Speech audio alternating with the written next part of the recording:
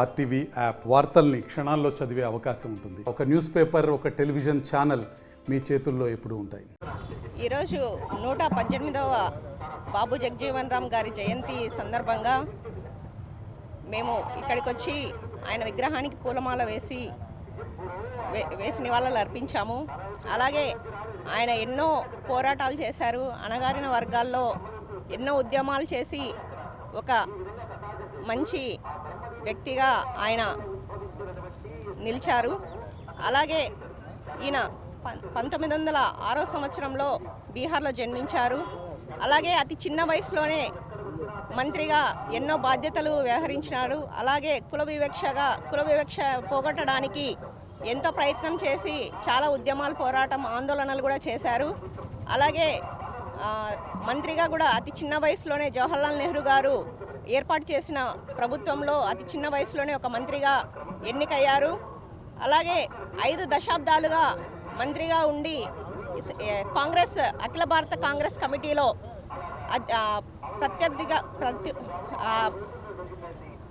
ప్రతికారిగా ఉన్నారు. ఇలా ఎన్నో ఉద్యమాలు చేసి, ఎన్నో పోరాటాలు చేసి ఆయన ఒక బాబూజీలాగా చిరస్థాయిగా మా అందరి దళితుల్లో అలాగే నిలిచిపోయారు. ఆయనకు ఘన నివాళులు అర్పిస్తూ సెలవు తీసుకుంటున్నాను.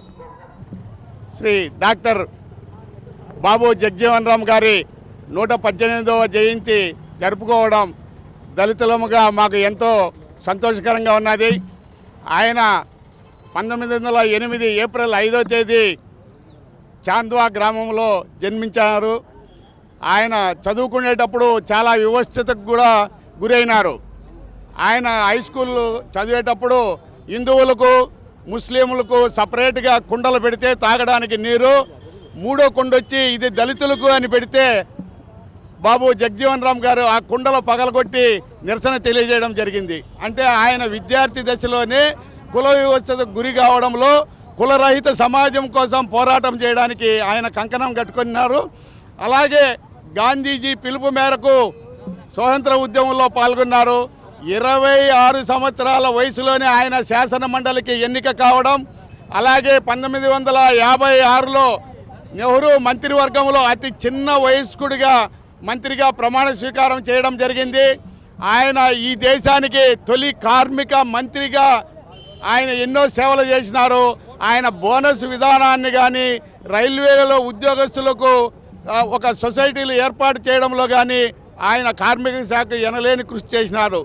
అలాగే ఆయన వ్యవసాయ శాఖ మంత్రిగా కూడా అక్కడ వ్యవసాయానికి ఎలాంటి ఇబ్బందులు లేకుండా వ్యవసాయానికి కావాల్సిన మౌలిక వసతులు ఏర్పాటు చేయడంలో, రైతుల అభివృద్ధి కోసం ఎంతో కృషి చేశారు. 1971-72లో పాకిస్తాన్కు యుద్ధం జరిగినప్పుడు మనకు ఆ బంగ్లాదేశ్ ఏర్పడడానికి కారణము ఆ రోజు మన రక్షణ శాఖ మంత్రి అయిన బాబు జగజీవన్ రామ్ గారే కారణం. ఇలాంటి శాఖలు ఎన్నో ఆయన సమర్థవంతంగా నిర్వహించారు. ఆయన ఉప ప్రధానిగా కూడా పనిచేసినారు.